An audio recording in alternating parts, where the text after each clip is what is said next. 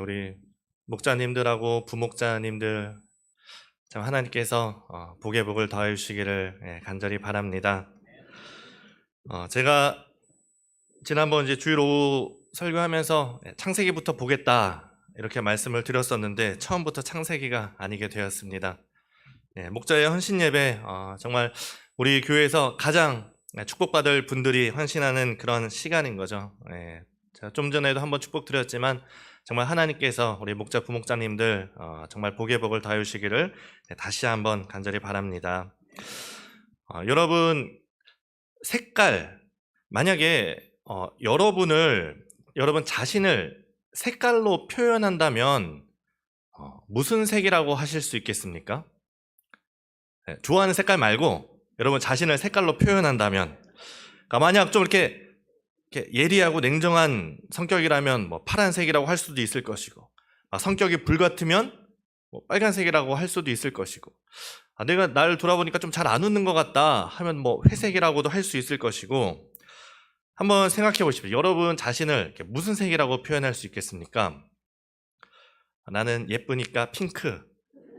다 핑크. 네. 제가 고등부 때 제 교회 후배 한 명이 저한테 하루는 그런 얘기를 하는 겁니다. 오빠는 꼭 주황색 같다. 그래서 왜 그러냐? 빨간색도 아닌 것이, 노란색도 아닌 것이 우유부단한 게 꼭 주황색 같다. 이렇게 얘기를 하더라고요. 그래도 따뜻하다라는 말을 분명하게 덧붙였습니다. 여러분도 한번 생각해 보십시오. 나는 무슨 색으로 표현할 수 있을까? 한번 생각해 보시면 좋을 것 같습니다.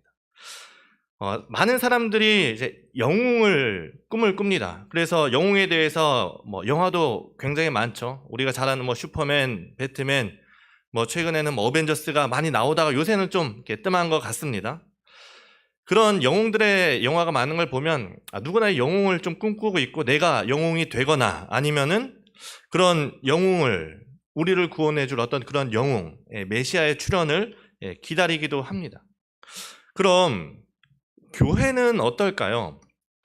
교회는 어떤 영웅이 있는 교회가 좋은 교회일까요?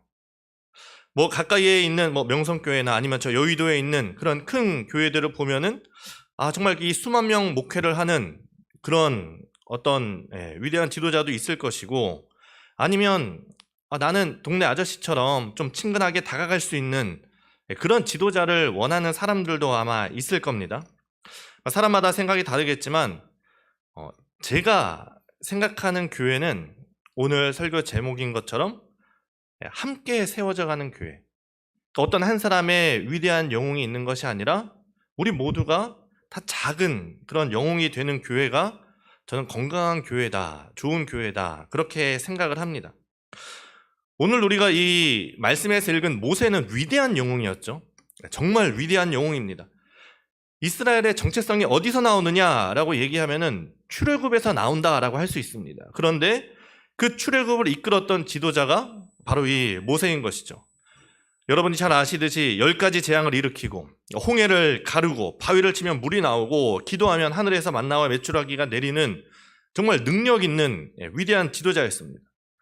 그렇게 이제 애굽을 벌하고 홍해를 건너고, 그리고 첫 전투인 아말렉과의 전투에서도 손을 들어서 기도하면서 승리를 하고, 이제 남은 건 가나안 땅에 들어가는, 하나님의 약속대로 가나안 땅에 들어가는 것밖에 남지 않았으니 이제 들어가기만 하면 되는구나, 탄탄대로이구나 라고 이렇게 느꼈을 겁니다.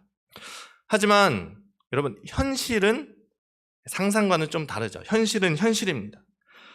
우리가 영화나 드라마를 볼 때 그 영화나 드라마를 보면 이 남자 주인공하고 여자 주인공하고 엄청난 시련을 겪고, 어머니가 와서 이거 받고 우리 아들과 헤어져, 이런 일들이 벌어지면서 또 죽을 고비를 넘기면서 결국에는 사랑을 이루지 않습니까? 항상 영화의 끝은 거기서 끝납니다. 하지만 현실은 어떤가요? 거기서부터 시작이죠. 둘이 이제 사랑을 해서 사랑을 이루고 결혼을 하고, 그 이후는 뭐가 남아있습니까? 결혼 생활이 남아있죠.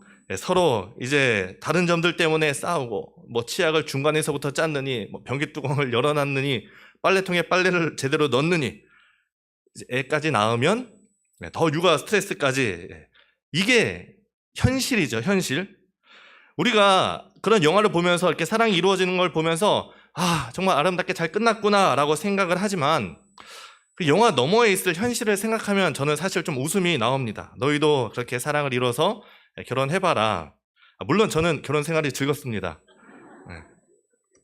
오해하시면 안 됩니다. 모세의 이야기가 비슷하죠. 우리가 이 모세에 대해서 잘 알고 있는 이야기는 어떤 그런 영웅의 모습입니다. 10가지 재앙, 극적인 출애굽, 홍해를 가르고 전쟁을 이기고 항상 승리하는 그런 멋진 모습을 우리가 잘 알고 있습니다. 하지만 이 모세의 현실은 어떻습니까? 오늘 출애굽기 18장 첫 13절에 이렇게 나오죠.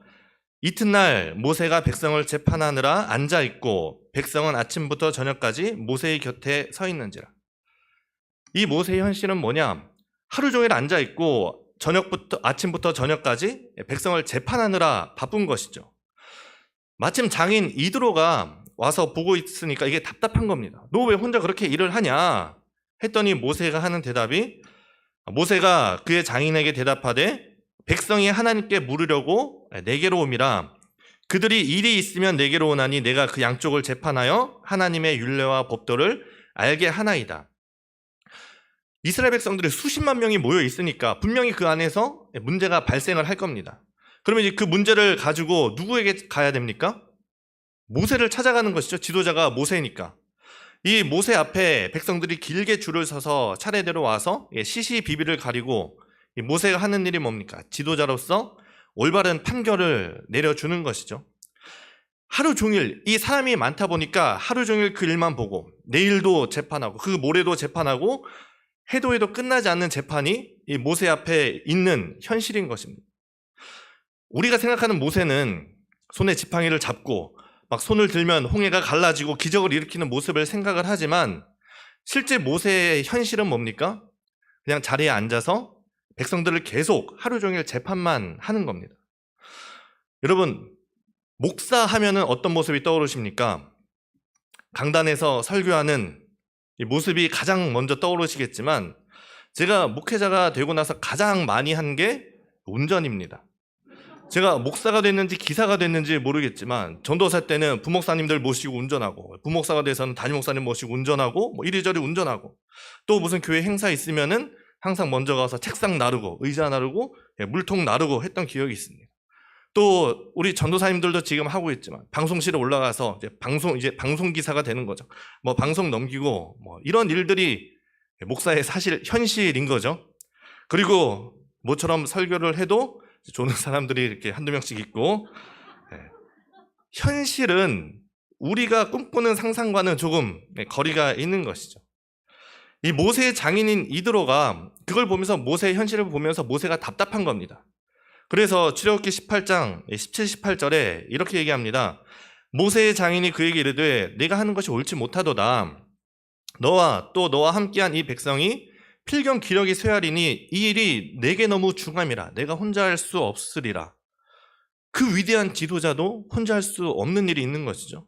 그러면서 이렇게 충고를 해줍니다. 대안을 얘기해 주는데 21절부터죠.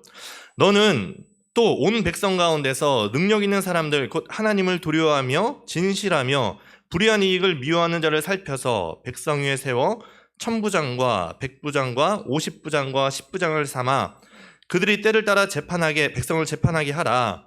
큰 일은 모두 네게 가져갈 것이요 작은 일은 모두 그들이 스스로 재판할 것이니 그리하면 그들이 너와 함께 담당할 것인즉 일이 네게 쉬우리라. 대안을 얘기해 줍니다. 그리고 모세가 이 장인 이드로의 충고를 받아들입니다. 사람들의 능력에 맞게 천부장을 세우고 백부장을 세우고 10부장을 세워서 모세의 일을 나누는 것이죠. 이제 이스라엘도 좋은 조직을 갖추게 되었습니다. 그러면 좋은 공동체의 조건이 여러 가지가 있겠지만 그중 한 가지가 무엇이겠습니까? 분담이 잘 되는 그런 공동체, 질서가 잡혀 있는 공동체인 것이죠. 10부장이 감당할 수 있는 일은 10부장이 감당하고, 근데 거기서 안 되는 일은 백부장에게 가져와서 해결을 하면 되고, 거기서 안 되면 천부장, 이거는 정말 일이 중하다 싶은 것은 추려서 모세에게 가져오는 것입니다.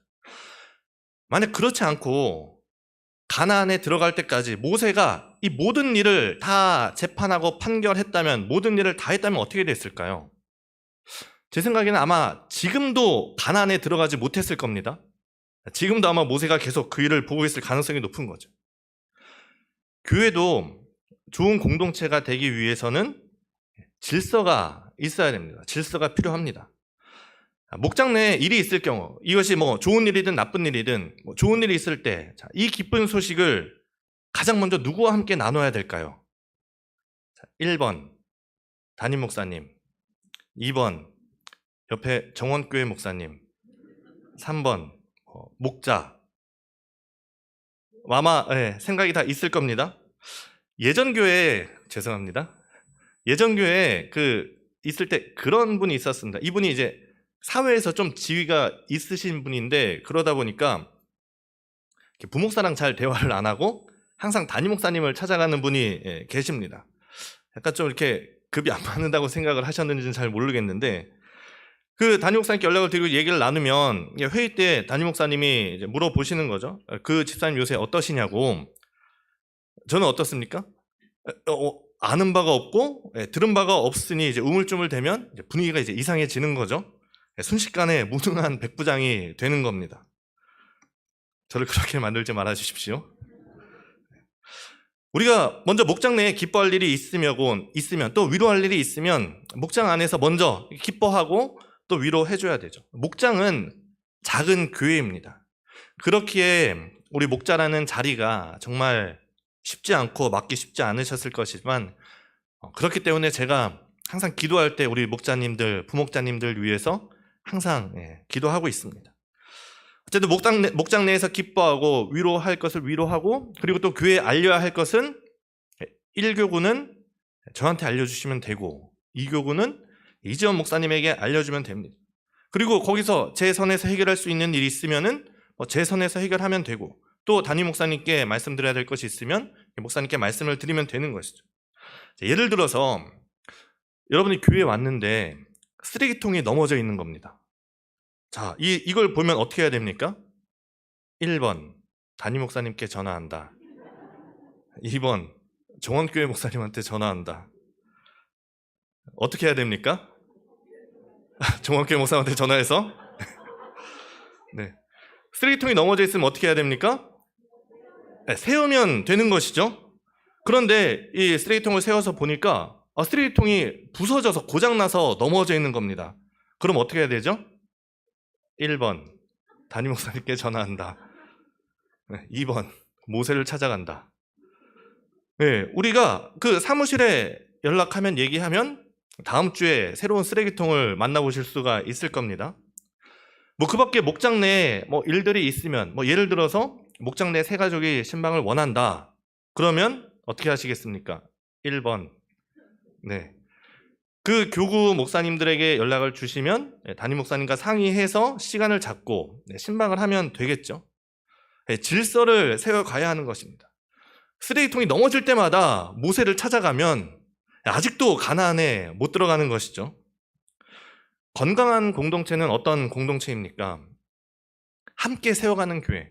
우리가 각자 맡은 역할에서 그 역할을 잘 하면서 질서가 있게 함께 세워가는 공동체입니다. 한 명의 위대한 영웅이 혼자서 무엇을 다 할 수 있는 것이 건강한 교회가 아닌 것이죠. 인간이 혼자서 할 수 있는 일은 분명히 한계가 있습니다. 이 장인 이드로도 모세에게, 그 위대한 모세에게 뭐라고 합니까? 이 일을 네가 혼자 할 수 없다. 이 일이 너에게 너무 중하다. 이렇게 얘기를 했습니다. 건강한 공동체는 지도자 한 명이, 위대한 영웅이 이끌어가는 것이 아니라 좋은 조직이 갖춰지고 좋은 리더가 세워지는, 그러니까 사람들이 세워지는 곳이죠. 세상은 모르겠습니다. 세상은 한 명의 위대한 영웅을 바랄지 몰라도 적어도 교회는 아닙니다. 왜냐하면 교회가 뭡니까? 사람을 살리는 곳이 교회고 사람을 세우는 곳이 교회이기 때문입니다. 그런 의미에서 우리 목자로, 부목자로 세워지신 우리 목자님들이 우리 교회에 참 훌륭한 영웅들이십니다. 우리 목자님들을 위해서 잠깐 박수 한번 보내겠습니다. 참 축복하고 참 감사합니다. 그럼 우리가 이제 목자로 세워지고 부목자로 세워지고 또 각자의 뭐 장이나 여러 가지 리더로 세워졌을 때 어떤 사람이 좋은 리더일까요? 뭐 능력 있는 사람이 좋은 리더겠죠. 능력이 있으면 좋겠는데 여러분은 능력이 있으십니까?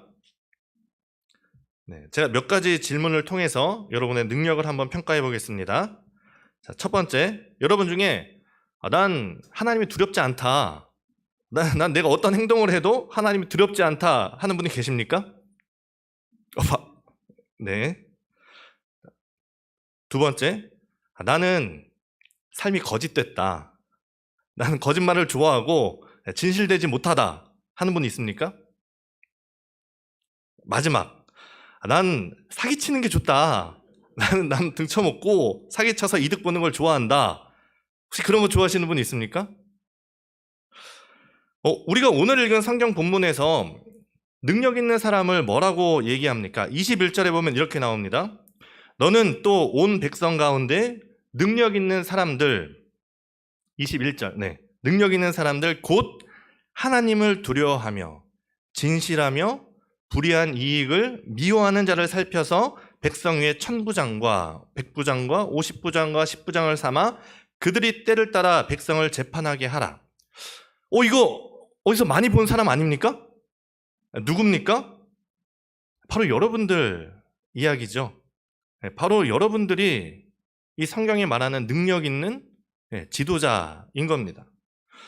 성경이 말하는 능력은 그 사람이 키가 얼마나 크냐, 신체적인 능력이 얼마나 좋냐, 머리가 얼마나 좋냐, 얼마나 많이 가졌냐, 많이 배웠냐, 좋은 배경을 가졌냐, 이걸로 판단하지 않습니다.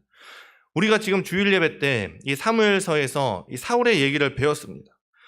남들보다 뛰어난 키와 준수한 외모와 또 좋은 배경에서 뽑힌 이 사울이 어떻게 되었는가를 통해서 이 세상에 말하는 능력이 하나님이 원하시는 능력과는 거리가 있다는 것을 배웠습니다. 성경이 말하는 능력은 뭡니까? 그 사람이 하나님을 두려워하는가? 그 사람이 진실한가? 그 사람이 정의로운 사람인가? 불의한 이익을 미워하는가? 이것이 그리스도인으로서 하나님이 원하시는 능력인 것이죠. 그러니 하나님을 두려워하고 진실하고 불의한 이익을 미워하는, 사실 이곳에 계신 우리 모든 분들이 다 천부장, 백부장, 십부장의 역할을 감당할 수 있는 분들이고 또 그렇게 세워지신 분들이 오늘 목자와 부목자로 헌신하는 그런 분들인 것입니다. 이어서 우리가 좋은 리더가 됐을 때 또 좋은 리더로 계속 이어가는 방법을 한 가지 말씀드리겠습니다. 그 좋은 리더의 조건이 뭐냐? 그 사람이 없을 때 그 공동체에 무리가 없는 겁니다. 야, 우리는 누구 없으면 안 돼. 혹은 그 사람이 자리를 비웠더니 그 모임이 풍비박산이 났다. 그러면 그 모임은 교회가 아니라 사조직인 것이죠. 좋은 리더는 뭡니까? 그 모임이 교회로서, 우린 교회 아닙니까? 그 모임이 교회로서 잘 기능하도록 하는 것이죠. 그 모임의 주인이 리더가 아니라 하나님인 것을 아는 것, 그것을 인정하고 그렇게 세워나가는 것이 좋은 목자이고 좋은 리더입니다. 이스라엘에 참 많은 왕들이 있는데 이 많은 왕들이 하나님께 벌을 받은 이유가 뭡니까? 하나님께서 하나님의 백성을 다스리라고 왕으로 세워놨더니 자기 사리사욕 채우고 백성을 부려먹고 하나님의 백성을 내 백성이라고 착각한 데서 오는 그런 징벌이었죠. 내가 없어도 이 모임이 예수 그리스도를 주로 고백할 수 있는 모임, 또 그렇게 만드는 리더가 멋진 리더인 것이죠. 그런 의미에서 이 리더의 또 한 가지 좋은 리더의 자질은 좋은 후임을 세우는 겁니다. 내가 없어도 나 대신 누군가 이끌어갈 수 있는 사람을 세우는 것. 교회는 사람을 세우는 것이죠. 그런 사람을 세우는 리더가 또 좋은 리더인 겁니다. 사실 선임이 잘하면 부담이 되죠, 후임이. 형이 서울대 가고 누나가 서울대 가고 셋째 형도 서울대 갔는데 이제 내가 수능을 본다. 얼마나 부담스럽겠습니까? 그런데 여러분, 모세의 후계자가 누굽니까? 여호수아. 이 여호수아 부담이 얼마나 컸겠습니까? 아마 위에 서울대 간 사람들이 있는 것보다 더 큰 이 모세를 선임으로 둔 이 여호수아의 부담이 굉장했을 겁니다. 그런데 신기한 건 이 모세의 후계자가 바뀌고 여호수아로 바뀌고 나서 이스라엘 백성에 전혀 문제가 없었습니다. 오히려 모세는 하지 못한 가나안 정복을 여호수아가 하게 된 것을 우리가 볼 수 있습니다.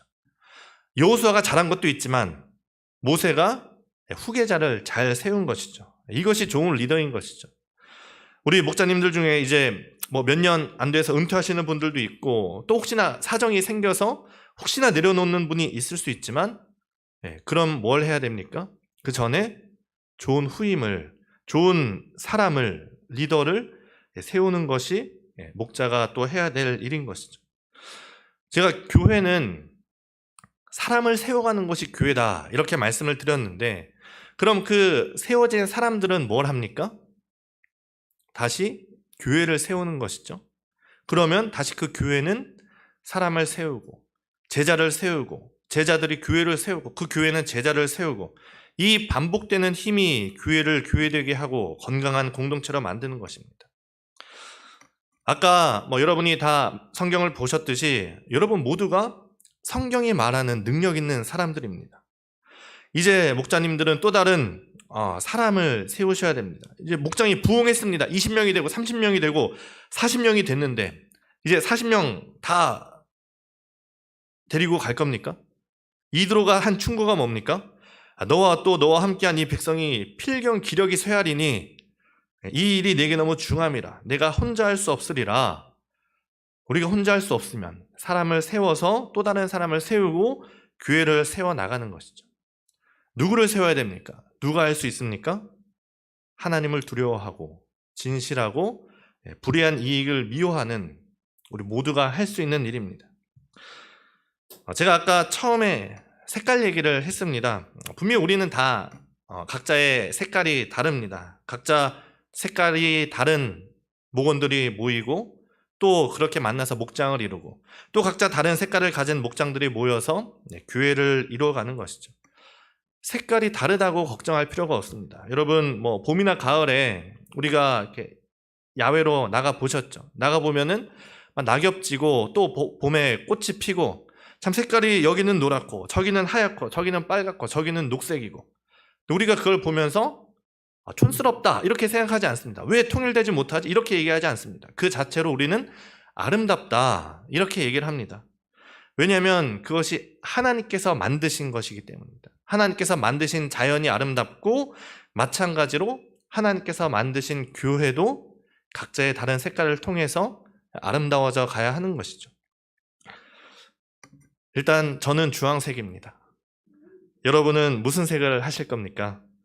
우리가 각자의 색깔로 함께 모여서 아름다운 교회를 이루고 또 이 교회의 질서가 세워지고 우리 교회가 알록달록 하나님 보시기에 아름다운 그런 교회가 되기 위해서 기도해 주시고 또 그 일을 위해서 세움받은 우리 목자님들과 부목자님들 축복하며 기도하길 원합니다. 기도하겠습니다. 거룩하신 하나님, 우리가 이 상일교회를 아름답게 세워가기를 원합니다. 이 교회를 세우기 위해서 또 하나님께서 목자와 부목자로 많은 분들을 불러주셨습니다. 하나님, 정말 그들이 주님께 헌신하며 이 시간 예배드리는 가운데 하나님께서 우리 목자와 부목자들 가운데 능력을 더하여 주시고 하나님 그 일을 섬길 수 있는 여건과 또 좋은 상황들 만들어 주시고 또 능력을 더하여 주시고 하나님 정말 주님께 순종하며 이 일들을 해나갈 때 정말 그들의 삶 가운데 막힌 모든 것들이 풀리고 정말 주님께서 복의 복을 부어주시는 것을 경험할 수 있는 우리 목자들, 부목자들 될 수 있도록 주님 인도하여 주옵소서. 하나님, 우리가 함께 주님의 아름다운 교회를 세워가길 원합니다. 각자 가지고 있는 그 색깔을 통하여서 하나님께 영광 올려드리는 이들이 되길 원하고 우리가 정말 무엇보다 하나님이 우리에게 원하시는 능력, 하나님을 두려워하고 또 불의한 이익을 미워하고 정말 주님 앞에 진실된 우리 목자들, 부목자들 또 우리 모든 상일교회가 될 수 있도록 주님 인도하여 주옵소서. 감사드리며 거룩하신 예수님의 이름으로 기도합니다. 아멘.